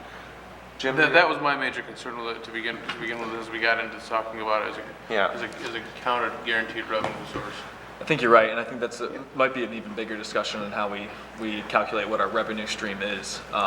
But I don't But think for this, I think it might historically be separate. I don't think historically that's been an issue because it is something that you count on a certain percentage. I guess what the question is, you know, is that percentage been too high? And we should adjust it and look to other areas. But, you know, I certainly understand the concern, but I think it's a pretty straightforward accounting method that the municipalities use. No, and I think regardless as to what the percentage is, we could still have the discussion about how we plan for the use of that money, right? Yep. On a yearly basis, or if it is looked to be reserved to be expended after a certain amount of time. So you're not, it's a revenue stream that's volatile, even though it's been for however many years. It's got a history of being there. It's not something I think we should count on, and that's regardless as to whatever the percentage is. So that's the only point I would make, and I think that's a budget discussion. I don't think it needs to be had here tonight, but I think it's something we should be considering in the future. Michael, you have anything to add to that? I was in favor of reducing the penalty. I feel like Solomon splitting the baby right now because I'm on both sides. I guess I'd rather not split the baby, and I would support the motion to take that off the ballot. I'd just like to add that I agree with what Jason said. Justin said, sorry. Jason Morris, who's home watching. It would seem to me that by either removing or reducing this, we would be penalizing those taxpayers who are paying on time and asking us to support those people that are delinquent. Now, I wouldn't be entirely opposed to a 24-hour grace period because there were several occasions over the last several years that I've been on the board where people just couldn't get in here within that time frame now. They have, how far out ahead is Bill sent? 2 months. 2 months, yeah. Yeah, well, is it 60 days notice? Yes. So, I mean, people who, if you wait to the last minute, you may subject yourself to a penalty should something go wrong and you can't get there. Yeah. And we do accept postmarks, so that, you know, if you can get to the post office and make sure that it gets postmarked, even if it comes to us several days late, we accept it. We're like the IRS in that regard. Yeah, I think the date's the date. We give people plenty of time to get the date ready, and you can start paying your taxes. Again, we'll say this again for people's benefits. Once the tax rate is set, you can start paying it in small amounts if that makes your life better.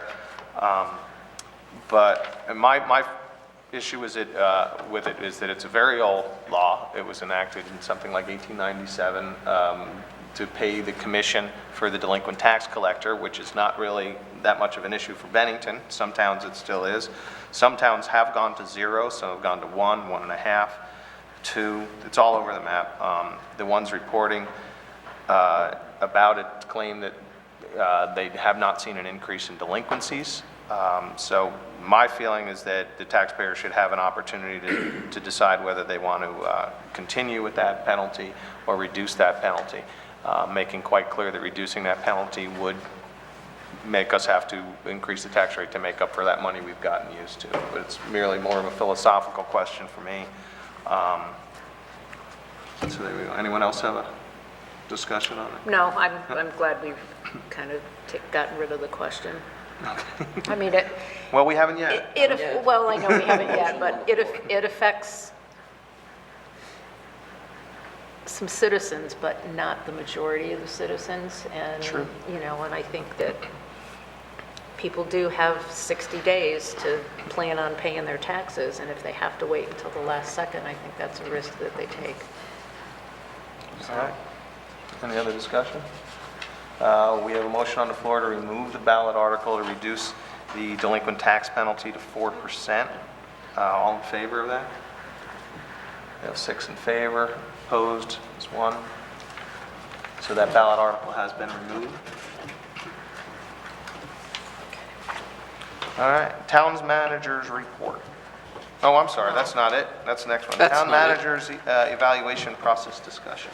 Yeah, This is a let me- process that's been going on for most of the year. I'm going to pass this over to Michael. Now, let me take the lead on that for a second, and I hope we're not going to disappoint anybody, because we're not going to be evaluating the town manager tonight. What we're going to be doing is looking at a couple of documents that have relationship to evaluation. This has been titled the Evaluation Process Discussion. I believe a few months ago, based on a motion by Tom, we voted to implement an evaluation process and policy so that the town manager would be evaluated once a year by a team of 3 members of the board, and the evaluation would be delivered by the chair. Is that not correct? Okay. As a result of that, Sharon Brush, John McFadden, and I volunteered to look at the then existent job description for the town manager, and to develop a draft performance appraisal form as a tool for appraising the performance of the town manager. The job description draft and the town manager performance appraisal tool draft are what you have in front of you, okay?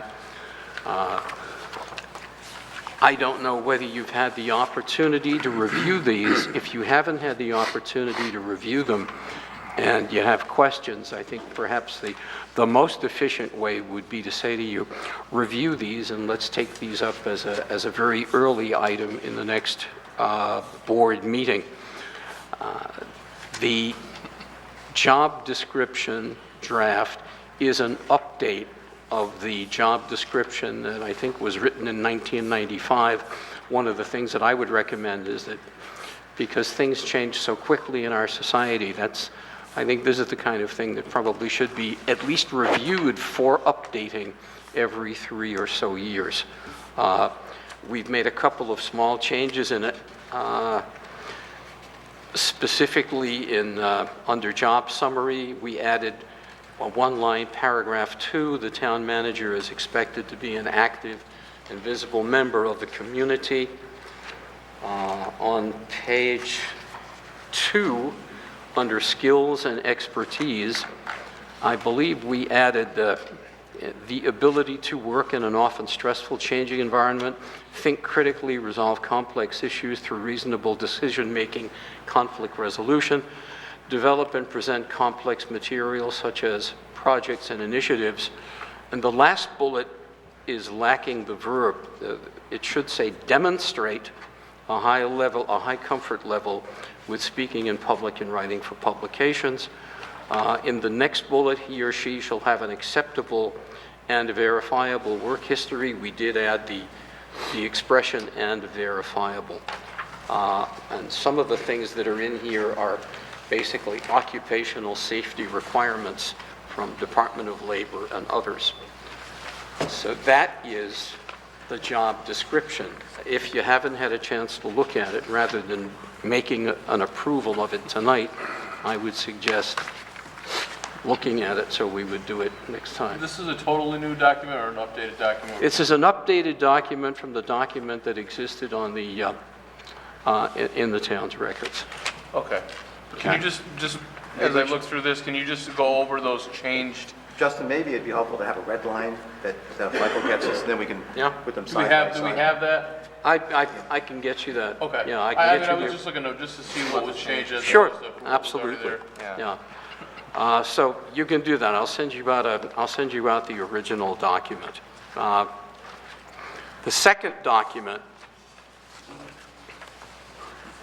and the second document has 1, 2, 3. It actually has 4 pages right now that you have in front of you. The reason for the 4th page, which is this page, is because the damned page kept falling off my Microsoft Word document, so I had to add it. The performance appraisal tool is divided essentially into 4 parts: strategic leadership, finance and operations, communication, and people leadership. These are the things that we believe are the keynote characteristics of the chief executive of a town manager. You'll see a number of questions under each of those categories. Those questions are not the final questions. Those are questions that, in my experience, allow somebody who maybe has not done this kind of a performance appraisal before to begin thinking about how does this or that person perform in the job. So if you will, they're teaser or tickler questions that are meant to guide you through the process and guide you, who will be evaluating the town manager, through your thinking, also guiding the town manager through his or her completion of the form. The next 2 pages are, under those 4 categories, key components of what you would expect a competent town manager to do in strategic leadership. And there are, under strategic leadership, there are 6 categories of which, by which you can evaluate the person's performance, either in, and let me take you from the top to the bottom. EE, of course, means exceeding expectations. ME is meeting expectations. DNME is does not meet expectations. And the column farther to the right leaves rooms for comments to take up in a conversation, or comments that come from a conversation. It leaves room to note proposed development areas and goals. If someone has really scored highly on a given development area, then you can either up that development area or create a new one. Or if someone hasn't scored highly enough, you can say, well, here's a place where the town manager or where the employee needs to develop more. So we've tried to keep this at a high level because a chief executive is a high level position. We're trying to say, what are the most important things that you need to evaluate that person on? What do you need to be thinking about, and where do you need to put that person in terms of performance? That's really it right now. And again, there's no use discussing this at length if you really haven't had a good chance to look at it. So I will ask you to spend some time studying it. If you have questions, you can, contact John, Sharon, or me within the next 2 weeks, and we can respond to those. And if there are areas where you think there need to be additional comments made, then please provide those to us.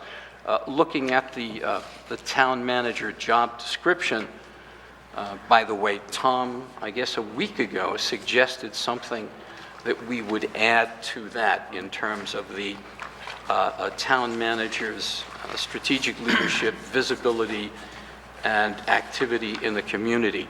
I'm happy to add that, but I want to make sure that instead of adding things piecemeal, I have any additions that you want. We can do it all at one time.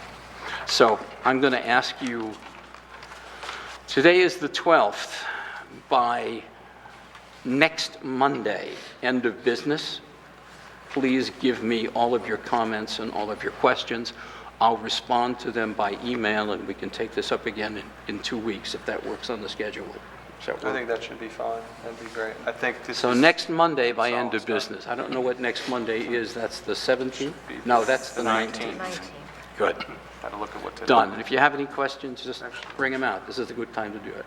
Okay. I think the framework of this is great. It's, a lot of this obviously comes from our existing HR paperwork, but there's a lot of good, solid additions to that, too. that are Essentially, standard, industry standard type stuff, but It also comes didn't from exist about, before. I don't know, 30 years of experience of mine in evaluating chief managers. executives. Yeah. So Do you anticipate a 360 meeting that the manager also participates in this? Well, a 360 is different. A 360 is when the manager's people evaluate the manager. I have found that those are not that effective. But what we do anticipate is that the town manager, Stu, let's stop calling him the town manager for the second. This is Stu, okay? This is our colleague. That Stu will also fill out this form with his own appraisal of his performance and his own estimates of where he needs to develop more or where he has exceeded, and that's part of the evaluation discussion with the select board members who evaluate him, and that becomes part of the record. Okay. It's purely a select board process, but it's not going to be a manager's office or process. Meaning the 360, it's not. Well, if you want to do a 360, then that becomes a different document that you provide to the people who report to Stu. Okay. Again, and that's a totally different document than this one. Yeah. And I'm not in favor of that. I'm not either. Yeah. I'd like to do a 720. Do it twice. I'm sure we can handle Those are the really good ones. The only other thing that I wanted to note was when we first looked at an evaluation, obviously we had to put a policy in place. We did that. The next stepping stone was looking at the job description and the reason for the changes where it just wasn't right. Stu actually had a chance to look over this as well. Well, that's part of the process has been, and you were in that with the job description. You and Sharon and I met with Stu and with Michelle Johnson and got their input. And when you do this kind of thing, you always want to meet with the person who is going to be evaluated to get their input on, whether you're right, whether you're wrong, what you've missed. For the evaluation tool, for the performance appraisal tool itself, Sharon and I met with both Stu and Michelle and with Dan Monks to get their input as well. So, I think we've covered the kind of bases we need to cover. With that third step, we were able to actually set up that evaluation pamphlet, which is the appraisal. But the next step after that, at least the way that I saw it throughout this process, was to set up a set of metrics that would also help us evaluate some of these things. That would be the next stepping stone, with the final one being maintenance. The point of the goals, each one of these goals can be a metric that's related to the category to the left. So that'll be up to us and Stu together. So this right here, just so everyone's clear, is more of the subjective, the board, the way that we feel, and then the next thing that we need to do before we close the book on this is develop those metrics, so we have something that's a little more. And then you overlay those metrics on each category. Absolutely. And in evaluation processes in general, the one evaluation is not the tool, it's a series of evaluations. So that's why the records are important. So with a board that changes personnel, you have that record on hand. One of the things we talked about early on was, we went through a natural disaster in 2011. How did we handle that? Right. How did management respond? We have nothing on record on what the select board thought of how Stu and his staff reacted to that. And I think that's, not a good thing. It's just how you feel. It's just, it's right. Essentially. It's what you think. So, so next time, we're looking for a town manager, what do we compare it to? What's the benchmark? And then as they grow, how have they stacked up to the job? So I think, this is a great document. It coincides with our policy, our HR policy, I think, in town. So it doesn't cut any new holes in our policy or anything. But I appreciate the work, John. Two other comments, because this is the first time we've used this tool. I think we should be prepared to give it a year's work. At the end of a year, we look at it again and say, where do we need to shave? Where do we need to update it more? The other thing is, as you look at these 4 categories, strategic leadership, finance and operations, communication, and people leadership, ideally you could say, well, strategic leadership, one of the 4, that's worth 25% of the evaluation, or finance and operations is another 25% of the evaluation. Or you could say, I think strategic leadership is much more important than 2 of the others, so I could weight that at 30% or 40%. Yeah, I think we have to put weights on each category. Absolutely. But the obvious weight right now is 25 on each, but then we have to figure out how we would weight. And that's all I have to say. Thank you all. Right now. All right, we're going to move to the manager's report. Stu, you have a few action items for us? Yes, I just have two tonight. The first is the certificate of highway mileage. This is an annual event. The board simply signs. We have no changes, and we're not adding any highways. We're not discontinuing any highways. None of the mileage has been reclassified. But I note here that the town now maintains 127.3 miles of highway. Interestingly enough, back when I took this office about 20 years ago, we had 114 or 112 miles of highway that we were maintaining. So we continue to add to our mileage requirements. Now, Stu, is that for the most part of taking over existing roads, or is that actually added highway, added road? It generally grows only in two ways. One, the addition of development roadways, and we will have something for you probably in the spring for one of the remaining. I think there are two developments that would most likely meet or exceed the town standard once paved and could be accepted by the town.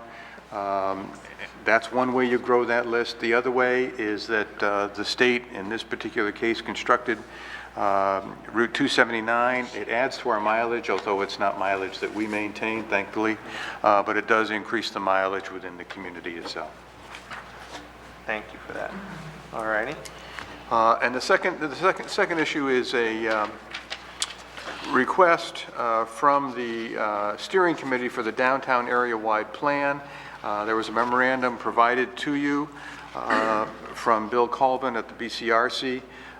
They're looking to have 2 select board members serve on the steering committee for this downtown Bennington area-wide plan, which is going to be developed using grant monies. This is the grant that was just discussed within the last month or so. Well, they'll be using some brownfields monies and some other money so that there's no local funds being utilized. But the committee believes that 2 select board members would be an ideal addition to the committee itself. And I leave it to you folks how you wish to make those appointments or seek volunteers. I'd volunteer. Tom I'll go with Jacobs, Tom. Tom and Michael, anyone Yeah. else? Uncontested? I'll go with you. All right.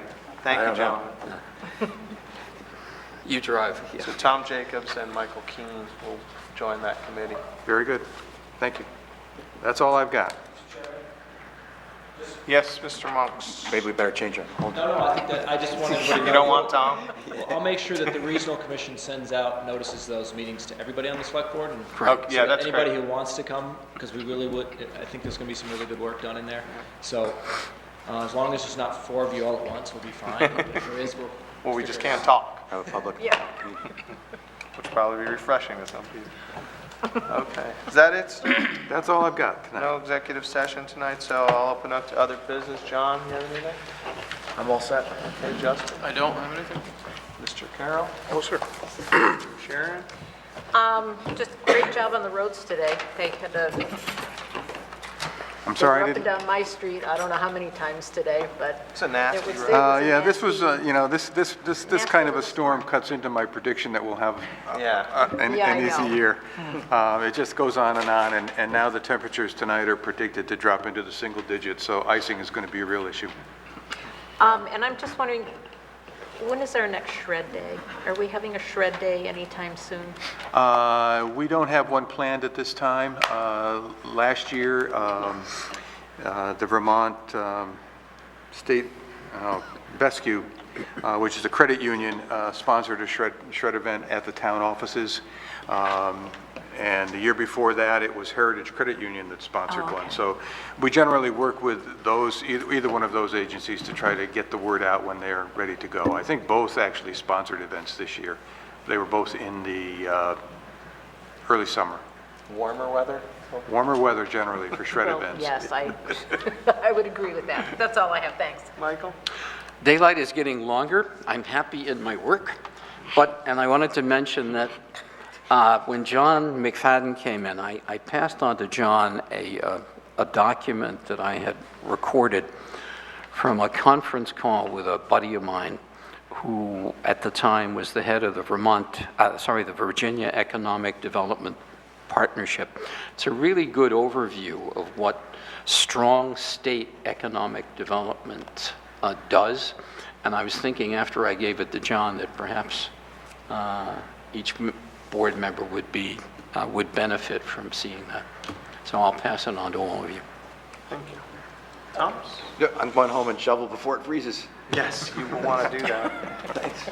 All right, the only thing I have is to thank everybody who came in tonight to present on the economic development team. I had the unfortunate experience today of having to deal with an auto accident. I want to thank the Bennington Police Department, Rescue Squad, and the folks at the emergency room for taking care of my Jane, and she's fine, and they gave her a good checkup, but very professional, very helpful, and very good at calming her down. So thank you, everybody. Go Oregon. We'll see you. Motion to adjourn? Here. So move, second. All in favor? Yeah. All right. What time's the game? It's on. It's on. 6:30.